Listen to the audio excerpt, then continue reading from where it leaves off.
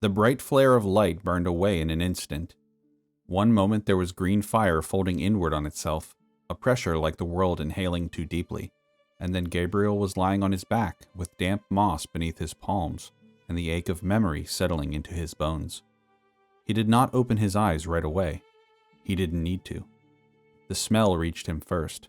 Soft rot layered beneath fresh growth, the sweetness of decay that fed new life, the loam-rich breath of soil that had never known steel or coin or prayer spoken out of fear. It was a scent he had not realized he missed until it wrapped around him and pulled something loose in his chest. Home. Above him, unseen leaves whispered to one another, trading secrets in a language older than names. Something fluttered past his face, light and quick, trailing warmth like a sigh. Gabriel laughed quietly to himself and let his head sink back. Of course, he murmured. You dramatic bastard. Gabriel? Juno's voice cut through the haze, sharp with confusion and restrained alarm. What is this? Where are we? He turned his head toward her voice and finally opened his eyes. The Feywild rose around them in impossible scale. Trees towered skyward, their trunks broad as castle doors, bark veined with silver and faintly glowing sap that pulsed like slow-moving blood. Leaves the size of shields shimmered as colors slid across them, deep emerald fading into pale moonlight hues, then into something stranger still, shades that did not belong to any single spectrum. Light filtered through them in fractured patterns, scattering prismatic shadows across the forest floor. Flowers bloomed at Juno's feet as she shifted her stance, petals unfurling in quiet curiosity, releasing scents that were sweet and unsettling in equal measure. Somewhere nearby, water flowed uphill, threading itself through the roots of a tree before vanishing into a cloud of mist. The air hummed, not loudly, not intrusively, just enough to notice. Juno moved slowly, her armor catching strange reflections as she moved. She held the Shield of Dawn in one hand, its weight familiar and yet subtly altered, as if it had grown aware of her grip. This place feels like a dream. Are we dead? She said. Gabriel pushed himself up onto his elbows, smiling at her. Relax, he said. We're in the Feywild, my home. That shield, he nodded toward it, must have rang a bell loud enough to wake something that prefers to stay out of mortal affairs. She glanced down at the shield and then back at him. Your patron? Thandalin, yes, the Lord of Rot. I can only assume, he replied. She took a step, then another, boots sinking slightly into moss that yielded like breath beneath her weight. Fireflies drifted lazily through the air, glowing in shades of violet, turquoise, and soft gold. Each left behind motes that lingered a moment longer than they should have, dissolving into stardust rather than fading. Juno's shoulders remained tight, but her grip loosened just a fraction. Gabriel stretched out fully, folding his hands behind his head and then staring up through the canopy. For the record, he added, there are no zombies here, no priests in crimson, no blood-soaked alleyways. She snorted. That's comforting. Just don't eat anything, he said casually. Berries, flowers, mushrooms. Unless you ask me first, of course. She squinted down at him. I think I can manage not poisoning myself. He grinned. I've seen you eat. She rolled her eyes, then paused as he continued, voice lighter than it had any right to be. Once we're done in the woods, we can head over to my place. I'll take you to my home. You can meet the kids. She blinked. You have a family? The smile faltered, just for a breath. Something old and fragile flickered behind his eyes before he forced it away. Yeah, he said. I do. Come on, the glade is this way. They moved deeper into the forest along a path that created itself as they walked. Juno looked down as moss parted where her feet fell. Vines drew back like wary fingers. Gabriel walked ahead of her, slower than usual. Not cautious, but reverent. His shoulders were looser here, his posture less guarded, as though something in the air had unbuckled him without asking permission. He stopped without warning and bent down, brushing his fingers across the forest floor. Juno watched him, brow furrowing. You look like someone who just found a grave they weren't ready to visit. Gabriel huffed a quiet laugh. That's not far off. She adjusted the Shield of Dawn on her arm. It felt heavier here, as though the forest had opinions about it. You said this place was your home? It is, he said, straightening. Or, it was. Home changes when you leave it long enough. They continued walking. The trees thickened, trunks twisting upwards in impossible spirals, their bark etched with patterns that looked uncomfortably like writing. Somewhere above them, something winged passed between branches without sound. Juno broke the silence. You said your patron summoned us. That this wasn't the shield? Gabriel nodded. The shield opened the door. He pulled us through it. And you're not surprised? She replied. No. I'm actually surprised I haven't heard from him sooner. She slowed her pace until they were walking side by side. You keep saying things like that. Like you owe him something. Gabriel's jaw tightened. His steps faltered just slightly. I do. The path narrowed. Thorns crept closer, brushing against Juno's armor, scraping softly like something curious rather than hostile. Gabriel raised a hand, and the vines eased back, giving them space. Juno noticed. You didn't have to touch them, she said. They just moved. They remember me, he replied. It was not as comforting as it was intended. They walked for another stretch in silence, the forest growing denser, darker. Light filtered through the canopy in fractured beams, catching on motes of dust and drifting pollen that glimmered faintly like dying stars. Finally, Gabriel spoke again. You know, I wasn't always a warlock. Juno glanced at him. You don't say. He smiled faintly, but it didn't reach his eyes. I didn't believe in patrons, not the way mortals think of them. Power bargains, leashes wrapped in poetry. I thought, if you understood the world well enough, if you listened hard enough, you didn't need to borrow strength from something older and more cruel. And then? Juno asked. And then I met Stella. The name landed softly, but it carried weight. She was mortal, Gabriel continued, a druid from Kjlovania. She crossed into the Feywild by accident at first, wandered too far from a dying grove near her village. Most mortals don't survive that kind of mistake. But she did? She did, he said, warmth threading briefly through his voice. She didn't just survive, she listened, she flourished. She learned the rhythms. When we first met, she surprised me. She treated this place like it mattered, like it had a heartbeat. They passed by a brook that flowed upward instead of down, its waters winding around a tree trunk before vanishing into the canopy. Juno stared, but didn't interrupt. She stayed, Gabriel went on. Not forever. She loved Kjlovania, loved its dirt and its seasons, even when they started to rot. So, we built a life between worlds. Not fully here, not fully there. His hand curled unconsciously, fingers tightening as if gripping something long gone. Then she got sick, he said. The forest itself seemed to lean in.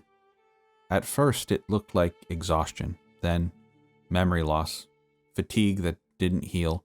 Her magic stopped responding the way it should have. The land she drew from felt thin. Juno frowned.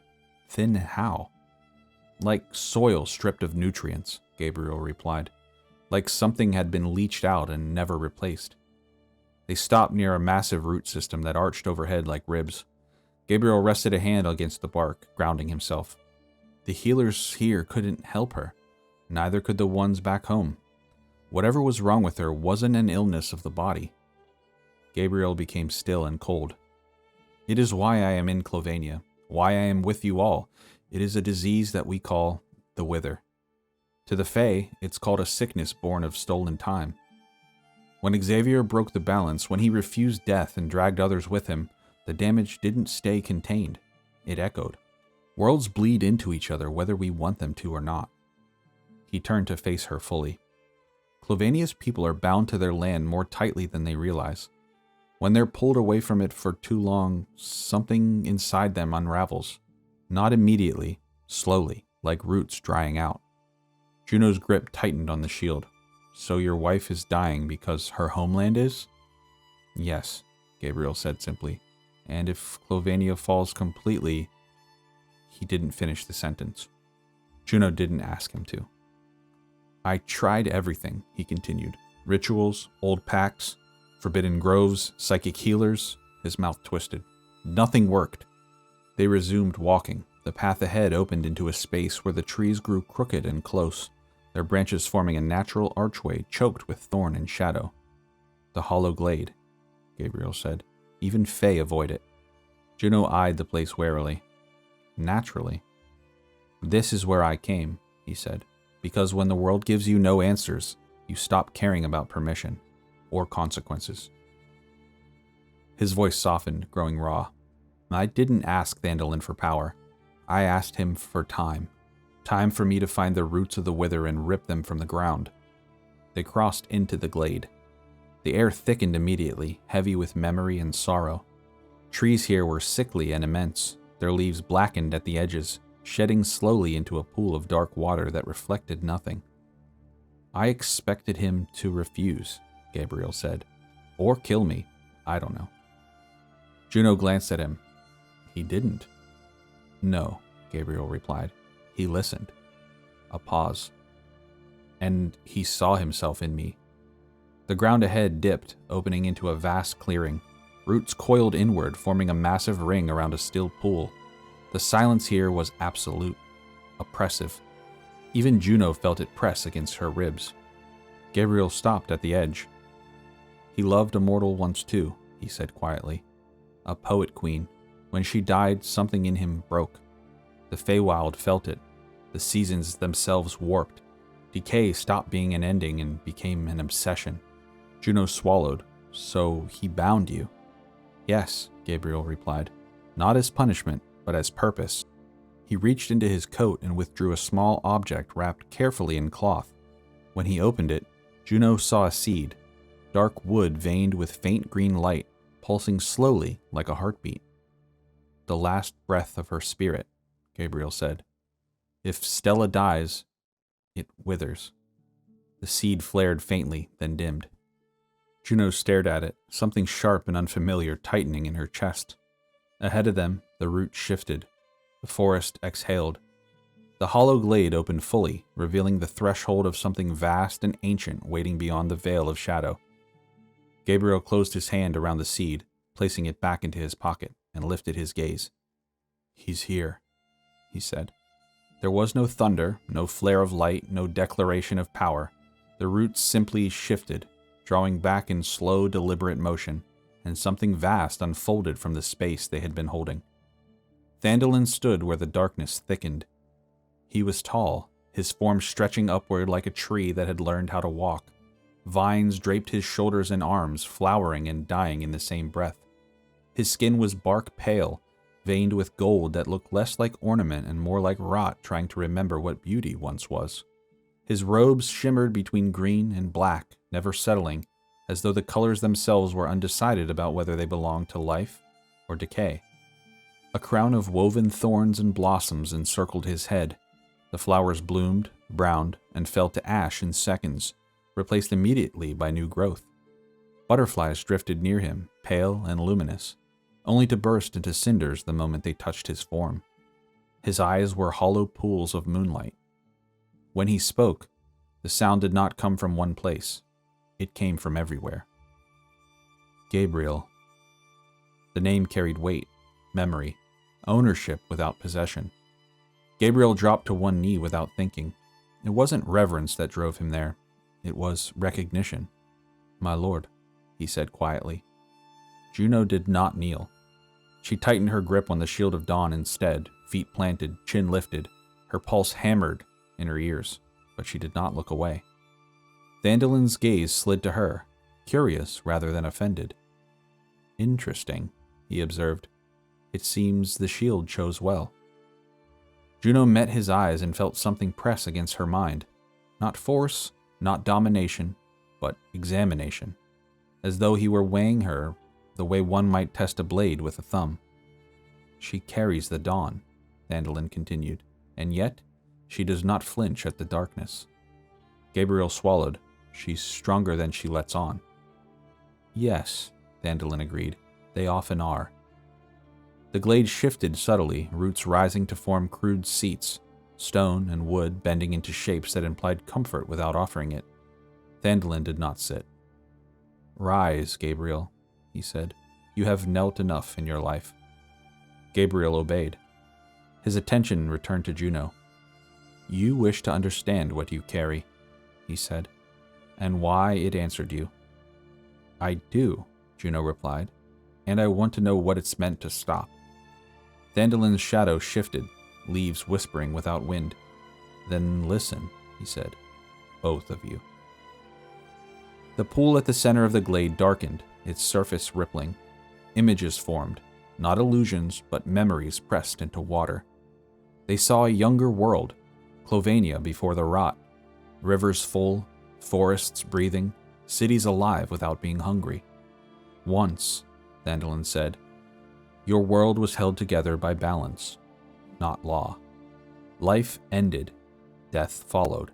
Meaning was found in the passing, not the selfish hoarding of unlife. During that time, mortal weapons, artifacts were forged, with the hope of holding that balance. The water showed smiths, men and women of the great houses, working beside priests, druids, and things older than both. Weapons shaped with intention rather than dominance. They were never meant to conquer, Thandolin said. They were meant to correct, to remind Kjlovania how to breathe when something tried to hold its lungs closed. His gaze flicked briefly to the Shield of Dawn. That shield was made to endure, to stand between corruption and consequence. The image shifted again. A figure crowned in crimson light stood at the center of a ritual, refusing to fall. Xavier broke that covenant, Thandolin continued, not with a single act, but with obsession. He did not fear death, he despised it. He sought to bind the end of things to his will. Gabriel exhaled slowly, and the masks. At that, the glade darkened. Thandolin's expression did not change, but something old and sharp coiled beneath it. The 7 masks of Malice, he said. Even here, the wind does not like to carry their names. The pool showed fragments, faces half-formed, expressions twisted into archetypes of hunger, rage, pride. They are not tools, Thandolin continued. They are not relics to be wielded. They are vessels, pieces of himself. Each mask embodies a sin not as a metaphor, but as an essence, a piece of him carved away so the rest could persist. Gabriel's hand clenched, so he truly did split himself. Yes, Thandolin said, and in doing so he ensured that death could never fully claim him while those fragments endure. The images shifted again, shapes wearing the masks, towering, monstrous, ruling through fear and devotion. Demons, Juno said. Generals, Thandolin corrected. Things he convinced to carry his will while he lay absent. They walk other realms, some roam, some are bound. All are dangerous. All work towards his return. And the church, Gabriel said, they know this? Thandolin laughed, a low rumble filling the glade. More control disguised as salvation. Your church is full of fools, as is the mortal plight of man. They believe resurrection is salvation if they can hold the leash. They do not understand that what returns will not be what they expect. Juno lifted the shield slightly. Then this just isn't about my world. No, Thandolin said, voice deepening. Kjlovania is the wound, but the rot spreads. The Feywild feels it. Other planes feel it. When death is chained in one world, it tugs at every realm that has the unfortunate reality of having any link. He stepped closer, vines shifting beneath his feet. That is why you must stop him, Thandolin said. Not slay, end, unmake. The wither spreads like wildfire as his followers work towards his return. Silence followed, heavy and unavoidable. Then Thandolin turned to Gabriel. And that is why you will stay. Gabriel stiffened. My lord? You will stay, Thandolin repeated, more gently this time, with your wife, with your children. Time here is different. You know this. Gabriel's breath caught. Stella, she needs you, Thandolin finished. Not as a soldier, not as a conduit, as a husband. Juno looked between them. If he stays, then... He will not abandon the task, Thandolin said. He will remember why it matters. His eyes softened, just barely. You cannot save a dying world if you forget why it needs saving. Gabriel closed his eyes. When he opened them, they shone with unshed grief and gratitude tangled together. How long? He asked quietly. A month, perhaps, Thandalin replied. Here. Hours there. Juno nodded slowly, then spoke up. Can you change the shield? Thandalin turned back to her. Change? Change it how? She hesitated. The symbol. The sun. It was a symbol of hope once, Thandalin said. What would you replace it with? A raven, Juno said. Death, as it should be. Not conquered, but honored. Thandalin smiled. Then let us give it truth. Time did not move forward in Thandalin's domain. It deepened. Days did not pass so much as unfold, one from inside the next, each layered with quiet intention. Juno learned this slowly, the way one learns a new fighting style by losing the first few bouts. The Feywild did not rush her, but it did not wait either. It simply continued, and she had to find the rhythm or be left standing still while everything else grew around her. Gabriel stayed. At first, that surprised her more than the magic. He did not linger at the edges of the glade or pace as though counting invisible hours. He went where Thandalin sent him, along a narrow trail that split from the hollow glade and wound through trees older than any city Juno had ever known. He walked it with the familiarity of someone returning to a place that had shaped him, even if it no longer fit the same way. Juno followed. They reached the town at dusk, though dusk here did not mean the end of the day so much as a pause between breaths. The settlement rested in a clearing cupped gently by the forest. Homes grown rather than built, their walls formed of living wood coaxed into shape. Light spilled from wide windows without glass, soft and warm, carrying laughter and the sound of children arguing over rules to games no one remembered inventing. A boy froze mid-step when he saw Gabriel. He was small, dark-haired, dirt-smudged in the way of children who spent more time outside than indoors. He stared, blinking hard, as if his eyes were trying to reconcile memory with reality. "Daddy?" he said. Gabriel dropped to his knees. "Oliver," he breathed, and the name broke open something in him that Juno had not seen before.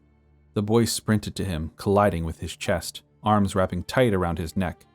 A girl followed close behind, older, sharper-eyed, her hesitation only lasting a heartbeat longer before she joined them. "Luna," Gabriel said, laughing through the thickness in his voice. "You're taller every day, I swear." "You're late," she accused, though she was smiling as she said it. "I know," he replied softly, "I know." Juno stood back, unsure where to place herself in the gravity of that reunion. No battlefield instinct applied here. No formation accounted for the way a family reassembled itself around absence. They walked together to the house. It was modest by Fey standards, grown low and broad, vines curling around its frame like careful hands. Inside, the air smelled of herbs and wood smoke and something faintly medicinal. Gabriel slowed as they entered, his steps measured now, cautious. Stella lay in the bed near the fire. Juno had seen sickness before. She had watched wounds fester and poison take hold. This was different. The wither did not ravage so much as drain. Stella's skin was pale, veins darkened as though shadow had taken hold inside them. She looked fragile, not because she was weak, but because something essential was slipping away, piece by piece. Gabriel went to her immediately, kneeling at her side, taking her hand with reverence. "I'm here," he said, voice low. "I'm back." Her eyes fluttered open. She smiled when she saw him, small but genuine. "I know," she said. "You always come back." Juno turned away, giving them the privacy of her silence. The days that followed settled into a pattern. Gabriel became someone else in those days. Not a warlock, not a conduit, not a man balancing bargains with an archfey. He cooked, he played. He showed Juno his town. He laughed too loudly at jokes his children had clearly practiced telling. He sat beside Stella for hours, telling her stories of nothing and everything, stories that did not try to fix her, only to be with her. Juno watched. She helped when she was asked, which was rare. She sparred with Luna at the edge of the clearing, teaching her how to plant her feet properly. She let Oliver climb her armor like a mountain and pretended not to notice when he bragged about it to anyone who would listen. One night, when the house slept, Thandolin called her back to the glade. The Shield of Dawn rested against a stone at the pool's edge, its surface catching the strange light of the Feywild and refracting it into colors that did not exist elsewhere. Thandolin stood nearby, watching her with that same careful attention he had given her since the beginning. "You carry it well," he said. "I will carry it carefully," Juno replied. "Yes," Thandolin agreed. "Then you understand it." He taught her without lecturing. He showed her how the shield responded not to strength, but to resolve. How it did not amplify anger, but steadiness. When she raised it in practice, the magic did not flare violently. It expanded, a controlled barrier that pushed outward in a calm, unwavering arc. "This is not a weapon that rewards impulse," Thandolin said. "It rewards endurance." The willingness to stand when retreat would be easier. Juno nodded. "That I understand." They spoke often of the artifacts then, in pieces rather than lists. Thandolin did not name them all, nor did he pretend to know where each lay hidden. They were scattered intentionally, he said, hidden by those who feared that too much power, even for the right reasons, invites corruption. "And the Wither?" Juno said. "What really is it?" Thandolin's expression darkened. "A result," he said simply. "Time stolen from its proper end has consequences. When Xavier bound himself with death, he did not merely refuse it, he distorted the path it takes. The Wither is what happens when souls are displaced from the land that shaped them and they do not return. The land and everything living begins to unravel and die, slowly, as plants pulled from soil." Juno thought of Stella, of Gabriel's desperation. So if Kjlovania is healed and Xavier is destroyed, then the sickness loses its hold, Thandolin finished. Not instantly, but meaningfully. Weeks passed, or perhaps they didn't. Juno stopped trying to measure it. One morning, she found Gabriel sitting on the floor beside Stella's bed, Oliver asleep against his chest, Luna curled on the other side. Gabriel's hand rested over his wife's, his thumb tracing the same small circle over and over again. Juno stood there longer than she meant to. She realized then that she had never allowed herself to imagine something like this. Not for herself, not beyond the next battle, the next objective. Dion's song drifted unbidden into her thoughts, and she pushed it away. Then found it returned, stubborn and warm. When Thandolin summoned them again, the light in the grove had changed. The petals did not fall as slowly. The stars above the water burned brighter and sharper. "It is time," he said. Gabriel stood, his expression steady, though his eyes lingered on his family with a hunger that hurt to see. "You will return," Thandolin told him, "and you will fight with purpose renewed." Gabriel nodded. "I will." Juno lifted the shield, its raven crest catching the light. She felt it respond to her now, not as a stranger's burden, but as something she had earned the right to bear. "Remember," Thandolin said, voice carrying through every layer of the realm, "this war is not about victory alone. It is about restoring the right to end." Green light surged, not violent, not sudden, but unavoidable. The world bent, and then cold air and a sudden blast of wind. Raxia came rushing back.